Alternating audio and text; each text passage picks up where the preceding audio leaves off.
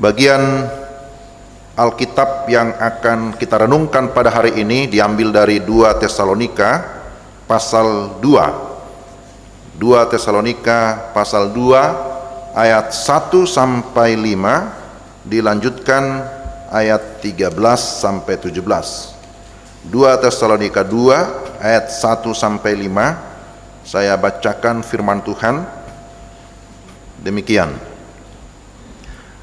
Tentang kedatangan Tuhan kita Yesus Kristus dan terhimpunnya kita dengan Dia, kami minta kepadamu saudara-saudara, supaya kamu jangan lekas bingung dan gelisah, baik oleh ilham roh maupun oleh pemberitaan atau surat yang dikatakan dari kami, seolah-olah hari Tuhan telah tiba. Janganlah kamu memberi dirimu disesatkan orang dengan cara yang bagaimanapun juga, sebab sebelum hari itu haruslah datang dahulu murtad, dan haruslah dinyatakan dahulu manusia durhaka yang harus binasa, yaitu lawan yang meninggikan diri di atas segala yang disebut atau yang disembah sebagai Allah. Bahkan ia duduk di bait Allah dan mau menyatakan diri sebagai Allah. Tidakkah kamu ingat bahwa hal itu telah kerap kali kukatakan kepadamu ketika aku masih bersama-sama dengan kamu? Ayat 13. Akan tetapi kami harus selalu mengucap syukur kepada Allah karena kamu saudara-saudara yang dikasihi Tuhan, sebab Allah dari mulanya telah memilih kamu untuk diselamatkan dalam roh yang menguduskan kamu dan dalam kebenaran yang kamu percaya. Untuk itulah Ia telah memanggil kamu oleh Injil yang kami beritakan, sehingga kamu boleh memperoleh kemuliaan Yesus Kristus Tuhan kita. Sebab itu berdirilah teguh dan berpeganglah pada ajaran-ajaran yang kamu terima dari kami, baik secara lisan maupun secara tertulis. Dan Ia, Tuhan kita Yesus Kristus, dan Allah Bapa kita yang dalam kasih karunia-Nya telah mengasihi kita dan telah menganugerahkan penghiburan abadi dan pengharapan baik kepada kita, kiranya menghibur dan menguatkan hatimu dalam pekerjaan dan perkataan yang baik. Yang berbahagia ialah mereka yang mendengarkan firman Allah dan yang memeliharanya. Haleluya. Haleluya, haleluya, haleluya.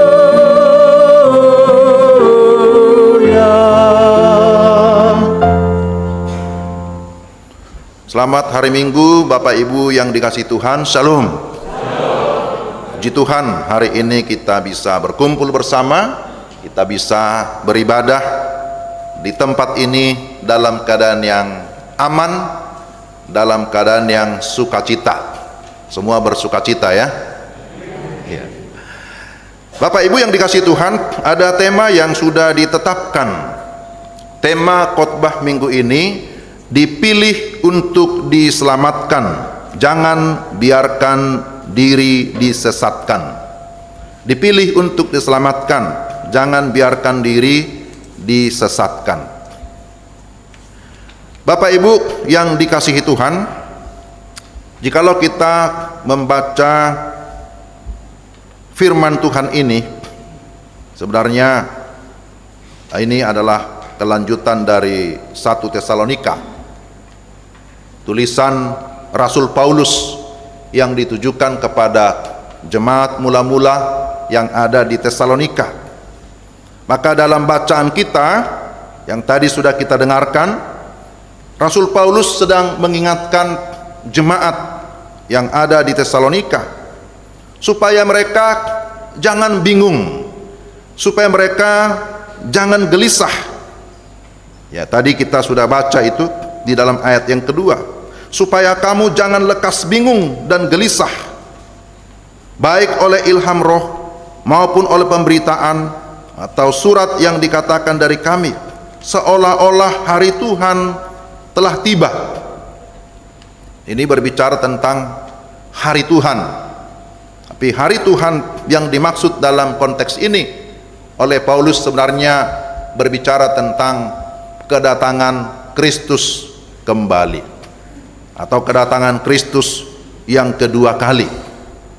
Yesus datang dua kali ya. Dia sudah datang pertama kali, dia dilahirkan oleh seorang perawan namanya Maria. Dia hidup di antara manusia, kemudian dia mati, disalibkan, dikuburkan, bangkit, naik ke surga. Tapi dia berjanji bahwa dia akan datang kembali. Kapan kedatangannya? Nah, itu bersifat secret, bersifat rahasia bagi kita, karena tidak ada seorang pun yang tahu tanggal berapa, tahun berapa kedatangannya kembali. Karena itulah Bapak Ibu yang dikasihi Tuhan, Rasul Paulus ingin mengingatkan, ingin menasihati jemaat supaya mereka, dikatakan di sini, jangan lekas bingung, jangan gelisah. Ya. Artinya jangan mudah digoyahkan oleh berbagai pengajaran-pengajaran yang lain atau informasi-informasi dan peristiwa yang bertentangan dengan apa yang telah mereka terima yang diajarkan oleh Rasul Paulus. Jadi rupanya di antara mereka, di antara jemaat, banyak yang bingung, banyak yang gelisah karena adanya perbedaan apa yang pernah mereka dengarkan yang diajarkan oleh Paulus dengan apa yang mereka dengarkan dari orang-orang lain. Jadi kata bingung ini itu sama dengan ya mereka langsung terguncang imannya. Itu seperti gambaran ya sebuah kapal yang berada di tengah laut yang terombang-ambing, yang terguncang. Mereka bingung mana yang benar. Mereka gelisah. Ini menunjukkan ada satu perasaan yang was-was, perasaan yang takut, karena mereka dikejutkan oleh berita bahwa hari itu sudah tiba, bahwa Tuhan sudah datang. Jadi karena itulah surat ini begitu penting. Paulus mengingatkan mereka supaya mereka tidak mudah bingung, tidak lekas gelisah oleh karena berbagai pengajaran-pengajaran yang muncul. Jadi kemudian disambung ayat yang ketiga, janganlah kamu memberi dirimu disesatkan orang dengan cara yang bagaimanapun juga, sebab sebelum hari itu haruslah datang dahulu murtad, dan haruslah dinyatakan dahulu manusia durhaka yang harus binasa, yaitu lawan yang meninggikan diri di atas segala yang disebut atau yang disembah sebagai Allah. Jadi Rasul Paulus memberikan sebuah konfirmasi bahwa berbicara tentang kedatangan Kristus kembali, nah itu adalah sesuatu yang bersifat rahasia. Jadi kalau ada orang-orang lain atau pengajar-pengajar lain yang memberitakan sesuatu yang berbeda, jangan kamu mau disesatkan. Nah itulah kira-kira inti yang mau disampaikan oleh Rasul Paulus. Ya memang Bapak Ibu yang dikasihi Tuhan, kadang-kadang kalau kita mengamati, kita memperhatikan di dalam dunia ini dengan beragamnya kepercayaan, dengan beragamnya agama, terkadang begitu gampang orang sesat menyesatkan begitu ya. Ketika berbeda dengan apa yang dia pahami, kadang-kadang langsung wah itu sesat.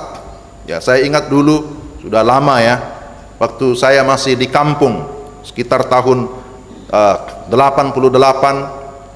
tahun 90-an gitu, karena setelah itu saya sudah merantau. Ketika muncul ada sekte yang baru, ya yang muncul di kampung kami berbeda dengan yang sebelumnya, wah langsung disebut itu sesat gitu ya. Jadi kadang begitu gampang untuk menyesatkan atau menyatakan ini kelompok yang sesat, begitu gampang untuk memvonis seseorang itu sesat. Maka karena itulah kita perlu memang sungguh-sungguh memperhatikan, mempelajari seperti apa yang asli, seperti apa yang palsu, kan gitu. Nah, orang berkata kalau kamu ingin mengenal uang yang palsu, ya pelajari dululah ciri-ciri uang yang asli, ya. Daripada kita capek mempelajari seperti apa yang palsu itu, maka lebih baik kita menggunakan energi kita untuk mempelajari sesuatu yang asli. Maka kalau orang sudah tahu ciri-ciri uang asli, dulu sering itu dikampanyekan, ya, disiarkan, ini uang yang asli, dilihat dulu katanya. Kemudian di terawang, diraba, dirasa. Nah, rupanya ada ciri-ciri tertentu yang menunjukkan bahwa itu adalah uang yang asli. Maka ketika muncul yang palsu, dia langsung tahu, ini palsu ini. Jadi Bapak Ibu yang dikasih Tuhan, ini juga yang Rasul Paulus mau nyatakan kepada orang-orang yang ada di Tesalonika, supaya kamu berpegang pada ajaran yang aku sampaikan. Kalau kamu sudah berpegang kepada ajaran yang aku sampaikan, kepada Injil yang murni, maka jikalau ada sesuatu yang ditambahkan kepada sesuatu yang murni itu, nah itu kita tahu bahwa ini tidak benar, ini palsu. Maka jangan mau kita disesatkan oleh pengajaran-pengajaran yang lain. Nah, Bapak Ibu yang terkasih dalam Tuhan, setiap kita tentu memiliki pemahaman Alkitab masing-masing, ya. Setiap kita tentu memahami atau memiliki pemahaman teologi masing-masing, walaupun mungkin ya kedalamannya tidak sama. Tetapi sebagai gereja Tuhan, khususnya kita yang ada di POUK, khususnya di POUK Pelita, pasti sudah mendapatkan pengajaran-pengajaran atau dasar-dasar iman, bagaimana pemahaman akan Alkitab, bagaimana pemahaman akan Tuhan, atau yang kita sebut dengan Tritunggal. Kita percaya ada Allah Bapa dan Anak dan Roh Kudus. Bagaimana pemahaman kita tentang ajaran keselamatan, bagaimana tentang gereja, dan seterusnya, sampai kepada berbicara tentang akhir zaman atau bicara tentang kedatangan Kristus kembali. Tentulah satu gereja, satu denominasi memiliki pemahaman-pemahaman itu. Ya, kita semua punya pemahaman tentang iman kita. Jadi jangan sampai kita menjalani kehidupan kekristenan, mengaku sebagai orang beriman, tapi kita tidak memahami seperti apa ya iman kita, kan begitu. Setiap hari Minggu biasanya kita mengucapkan pengakuan iman rasuli. Nah, itu menjadi salah satu pengakuan yang sangat mendasar bagi kita, bahwa aku percaya kepada Allah, ya, itu Bapa, ya, Halik langit dan bumi, percaya kepada Yesus Kristus, percaya kepada Roh Kudus, dan seterusnya. Nah, itu adalah inti pengajaran di dalam gereja. Itu adalah dasar iman kita, yang semuanya tentu bersumber dari Alkitab, karena Alkitablah sumber utama daripada teologi kita. Jadi pemahaman teologi, pemahaman kita akan Tuhan itu tidak bisa dipisahkan dari pemahaman kita akan Alkitab. Maka kalau kita ingin mengenal Tuhan dengan begitu jelas, ya kita harus membaca Alkitab sebagai firman-Nya. Kita harus mempelajari Alkitab, karena Alkitab itu menjadi dasar iman orang Kristen.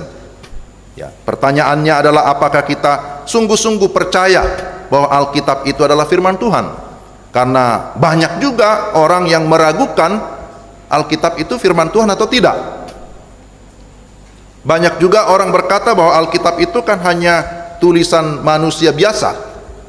Ada juga yang berkata Alkitab itu hanya sebagian firman Tuhan. Jadi macam-macam. Tetapi saya secara pribadi, saya mempercayai bahwa Alkitab adalah firman Allah yang berotoritas, yang berkuasa. Dan bukan hanya berotoritas, tapi mutlak, bahwa Alkitab ini adalah firman Allah yang mutlak. Itu yang saya imani. Maka semua apa yang saya hidupi, saya berpedoman kepada Alkitab sebagai firman Allah.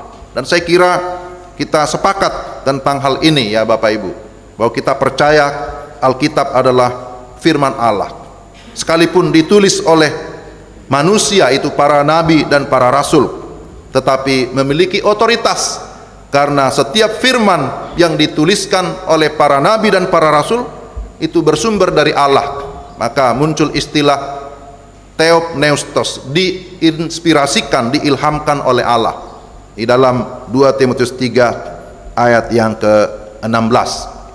Jadi kembali kepada bagian ini, Paulus berkata, janganlah kamu memberi dirimu disesatkan orang dengan cara bagaimanapun juga. Sebab sebelum hari itu atau sebelum kedatangan Kristus, haruslah datang dahulu murtad, dan haruslah dinyatakan dahulu manusia durhaka yang harus binasa, yang meninggikan diri, yang menempatkan dirinya lebih tinggi daripada Allah yang kita sembah. Nah, itu kata Rasul Paulus. Jadi karena itu, Bapak Ibu yang dikasihi Tuhan, bagian kita sekarang sebagai orang-orang beriman kepada Kristus adalah mari kita tetap bertekun di dalam firman, bertekun di dalam pengajaran. Sebab dikatakan di sini, menjelang kedatangannya akan datang murtad, akan datang kedurhakaan, akan datang penyesat-penyesat. Tetapi bagi kita yang sudah sungguh-sungguh dalam iman, hal yang seperti itu tidak perlu lagi digelisahkan, bukan sesuatu yang ditakuti, bukan lagi sesuatu yang membuat kita bingung. Jadi saya harap Bapak Ibu jemaat yang dikasihi Tuhan, apapun pengajaran yang muncul di dunia ini, berbagai faham yang bisa muncul, atau pengajaran-pengajaran yang berusaha untuk mengganggu iman kita, kita tidak akan goyah. Jangan lagi dibingungkan dengan segala sesuatu, apalagi di dunia digital sekarang ini ya. Kalau Bapak Ibu ya seringkali mungkin mendengarkan berita-berita ataupun YouTube dari YouTuber, itu banyak sekali pengajarannya, banyak sekali perdebatan berkaitan dengan pengajaran, itu banyak sekali. Jadi karena itu, kalau kita sudah memiliki pedoman, kita sudah memiliki pegangan akan pengajaran yang benar, maka segala macam yang kita dengarkan yang lain itu harusnya tidak lagi membuat kita bertanya-tanya atau bingung, tidak lagi membuat kita takut ataupun gelisah, karena kita sudah memiliki sebuah kepastian. Jadi Bapak Ibu Saudara yang terkasih dalam Tuhan, bagaimana sikap kita seharusnya dengan adanya berbagai penyesatan, dengan adanya berbagai faham ataupun pengajaran yang berusaha untuk merelatifkan apa yang bagi kita sudah absolut, atau yang mau merelatifkan Alkitab yang kita sudah terima sebagai firman, lalu mau dinyatakan bahwa itu bukan firman, mau meragukan tentang Yesus Kristus yang sudah mati disalibkan, yang menolak ketuhanan Yesus dan lain sebagainya. Bagaimana sikap kita terhadap pengajaran-pengajaran ataupun upaya-upaya untuk berusaha mendiskreditkan Alkitab, kekristenan dan lain sebagainya. Maka inilah pesan yang ingin disampaikan oleh firman Tuhan hari ini. Pertama, jangan biarkan diri kita disesatkan, karena keselamatan yang kita miliki itu adalah anugerah dari Tuhan. Nah, ini yang ditekankan di sini, bahwa keselamatan yang diberikan oleh Tuhan kepada kita itu adalah anugerah Tuhan semata-mata. Itu adalah kasih karunia. Tuhanlah yang berinisiatif untuk memilih kita, yang berinisiatif untuk mencari kita dan menyelamatkan kita yang sudah terhilang. Nah, ini hal yang sangat penting bagi kita Bapak Ibu yang dikasihi Tuhan. Jangan lagi mau disesatkan oleh apapun, oleh dunia ini. Oleh karena kita sudah punya satu pegangan, satu kepastian keselamatan, bahwa keselamatan itu hanya ada di dalam Yesus Kristus Tuhan kita. Amin. Jadi kita tidak lagi mempercayai bahwa ada penyelamat yang lain. selain daripada Yesus Kristus. Itu yang mau ditegaskan oleh Rasul Paulus. Jangan lagi mau disesatkan oleh pengajaran apapun, karena kita sudah memiliki kepastian keselamatan, bahwa keselamatan itu bukanlah hasil usaha manusia, bahwa keselamatan itu bukanlah karena perbuatan baik manusia, tetapi kita dipilih untuk diselamatkan semuanya oleh karena kasih karunia. Itulah yang dinyatakan dalam ayat 13 sampai seterusnya. Tuhan berkata, aku akan menaruh belas kasihan kepada siapa aku menaruh belas kasihan, dan aku akan bermurah hati kepada siapa aku bermurah hati. Jadi hal itu tidak tergantung pada kehendak orang atau usaha orang, tetapi kepada kemurahan hati Allah. Itu bisa kita baca dalam Roma pasal 9 ayat 15 sampai 16. Jadi Roma pasal 9 ayat 15 sampai 16 menegaskan bahwa kalau kita dipilih dan diselamatkan, itu hanya karena kemurahan hati Allah, karena belas kasihan Allah kepada kita. Itu tidak tergantung pada kehendak orang, tidak tergantung kepada usaha orang. Maka kalau ada pengajaran-pengajaran yang menyebutkan atau yang mau menyatakan keselamatan itu karena usaha manusia, dengan sendirinya itu sudah gugur, karena kita sudah memiliki pemahaman bahwa keselamatan itu adalah anugerah Tuhan, inisiatif Tuhan, bukan manusia yang mencari Tuhan, tapi Tuhanlah yang lebih dahulu mencari manusia yang sudah terhilang. Ketika Adam dan Hawa jatuh ke dalam dosa, mereka lari, mereka bersembunyi karena takut. Tapi kemudian Tuhan Allah lah yang datang mencari mereka. Adam, di manakah engkau? Artinya bahwa Tuhan yang mencari manusia yang sudah berdosa. Apakah Tuhan tidak tahu di mana Adam dan Hawa bersembunyi? Tahu, tapi itu adalah satu pertanyaan dalam bentuk kasih, bahwa Tuhan masih mencari manusia. Ketika Yesus datang ke dalam dunia, hal yang sama juga dia katakan, bahwa aku datang untuk mencari dan menyelamatkan yang hilang.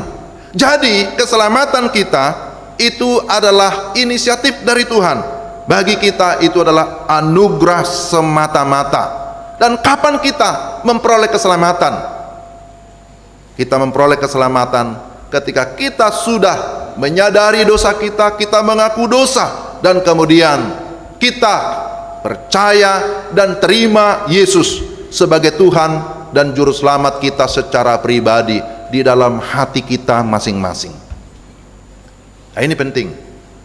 Jadi kita tidak hanya sekedar ngaku-ngaku bahwa kita sudah diselamatkan, tetapi itu adalah merupakan satu pengakuan iman kita. Dan kalau kita bisa mengaku iman kepada Yesus Kristus yang datang ke dunia itu juga karena anugerah. Karena siapakah kita? Kita adalah orang-orang yang berdosa.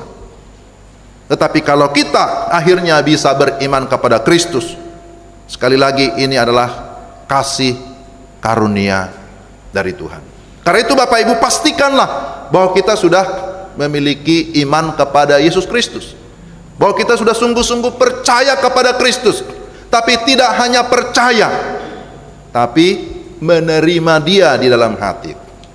Sebab banyak orang Kristen berkata, aku percaya kepada Yesus Kristus, tapi pengakuan percaya hanya secara intelektual, hanya di dalam pikiran, itu tidak cukup.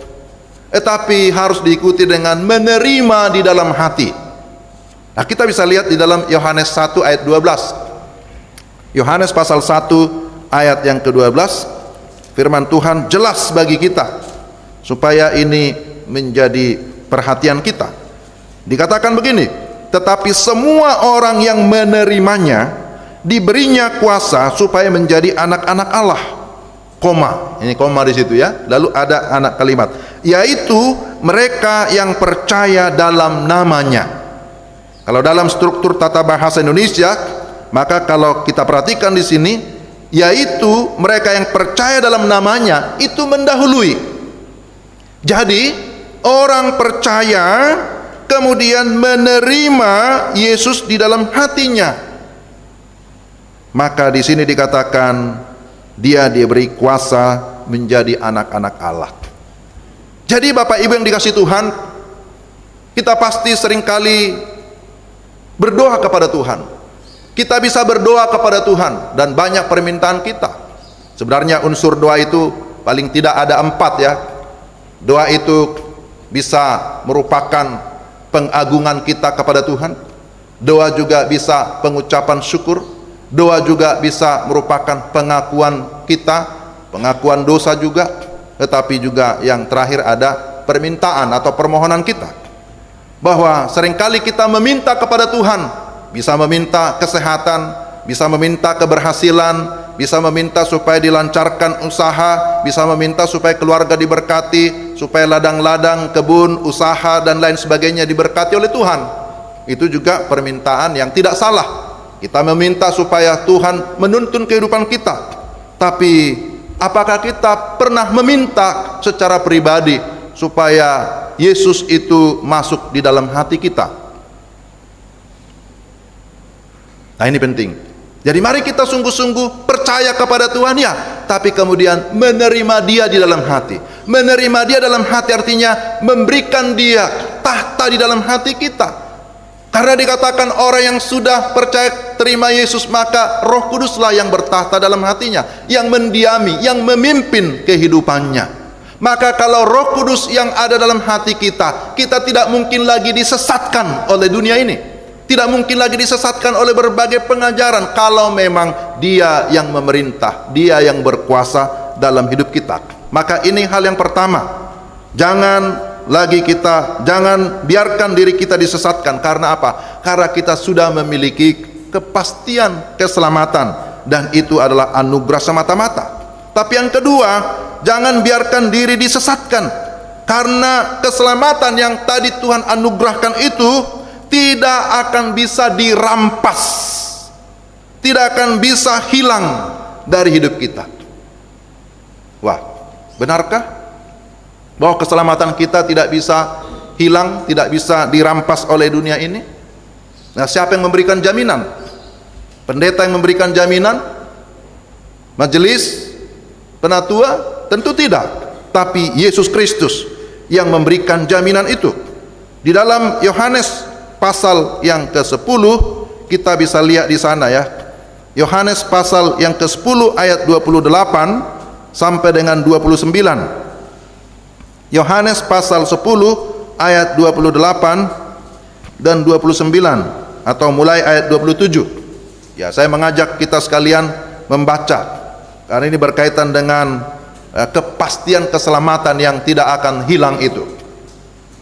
Sehingga kita tidak lagi bisa digoyahkan oleh pengajaran manapun, dari agama manapun, harusnya tidak akan bisa mempengaruhi hidup kita kalau kita sudah memahami bagian ini dan menerimanya di dalam hati kita. Yohanes pasal 10 ayat 27, demikian firman Tuhan.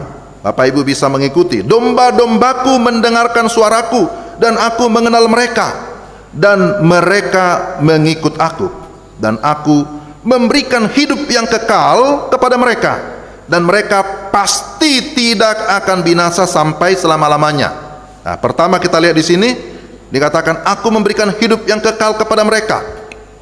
Jadi hidup yang kekal, bukan hidup yang sementara. Karena kita percaya ada hidup kekal setelah kita meninggalkan dunia ini.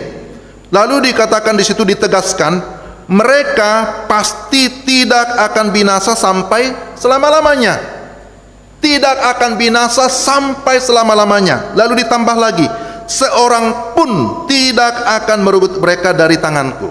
Itu kata siapa? Kata Yesus. Seorang pun. Jadi tidak ada kuasa apapun dari dunia ini, entah tadi disebutkan ya si pendurhaka atau antikris atau siapapun kuasa dari dunia ini, tidak ada yang dapat merebut kita dari tangan Kristus. Roma pasal 9 juga menegaskan itu ya, memberikan penegasan bahwa tidak ada hal apapun, kuasa apapun yang bisa memisahkan kita dari kasih Allah yang ada dalam Kristus Yesus.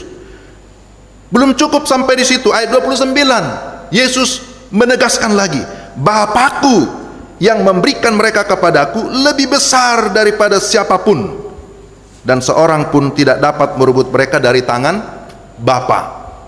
Ayat 30, aku dan Bapa adalah satu. Ini bicara tentang kesatuan Bapa dan Anak. Nah, ini yang sering juga diperdebatkan oleh banyak orang. Benarkah Yesus itu Allah? Yesus sendiri sudah menyatakan dirinya. Aku dan Bapa adalah satu. Satu hakikat, satu kesatuan.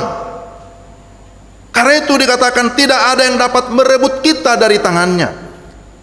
Karena itu Bapak Ibu yang dikasihi Tuhan, jangan mau digoyahkan atau jangan mau disesatkan oleh dunia ini, oleh pengajaran-pengajaran lain. Karena kita sudah memiliki satu jaminan kepastian hidup yang kekal. Lalu berikutnya, yang ketiga, jangan biarkan diri kita disesatkan dengan pemahaman, oh saya kan sudah diselamatkan, maka saya bisa berbuat sesuka hati saya. Tidak juga begitu. Ketika kita memiliki ajaran atau doktrin bahwa saya sudah memiliki kepastian keselamatan, maka saya bisa hidup sesuka hati saya, itu juga salah. Itu juga menyesatkan. Justru sebaliknya, orang yang sudah memiliki Tuhan di dalam hidupnya, yang sudah memiliki kepastian keselamatan di dalam hidupnya, maka dia akan menjadi orang yang bertanggung jawab, menjadi pribadi yang bertanggung jawab, yang hidup di dalam dunia ini menjadi berkat bagi orang lain, menjadi berkat bagi sesama.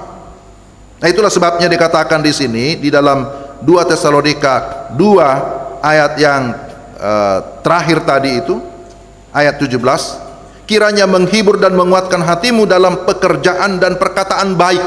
Artinya bahwa orang yang sudah diselamatkan, orang yang sudah dipilih untuk diselamatkan, maka dia akan hidup secara bertanggung jawab, baik di dalam pekerjaan maupun dalam perkataan yang baik. Jadi dia melakukan perbuatan baik, pekerjaan baik, perkataan baik, supaya kehidupannya dapat menjadi saksi. Nah, ini penting. Jadi kita sekarang sudah dipilih oleh Tuhan, diselamatkan, maka tugas kita adalah mau menjadi saksi. Tapi bagaimana kita menjadi saksi?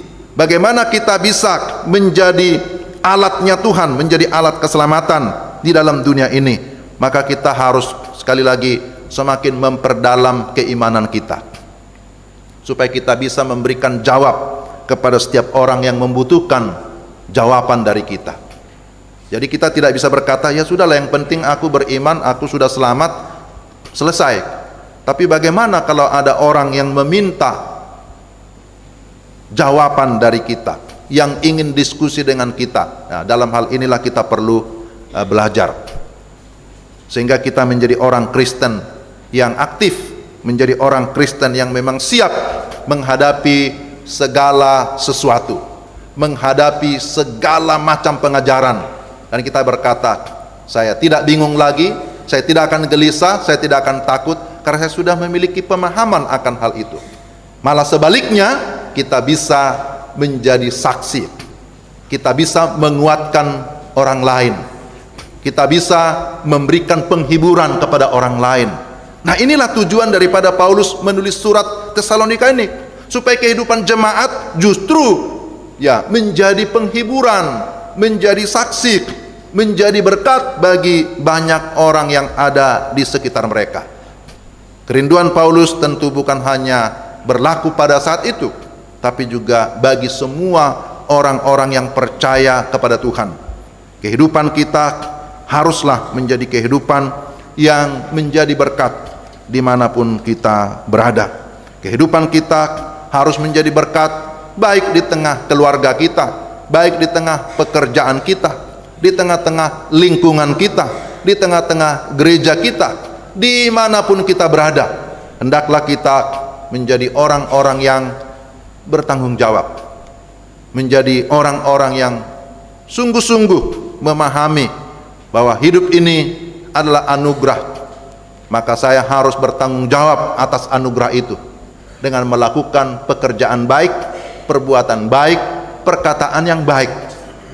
Semakin seseorang merasakan anugerah Tuhan dalam hidupnya, maka dia akan hidup di dalam kerendahan hati, hidup di dalam rasa syukur, hidup di dalam penyembahan kepada Tuhan.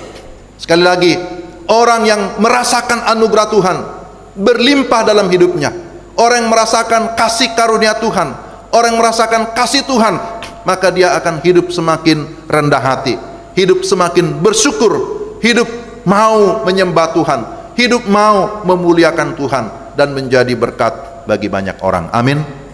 Inilah firman Tuhan yang bisa saya bagikan, dan kiranya firman Tuhan ini boleh memberikan kita kekuatan.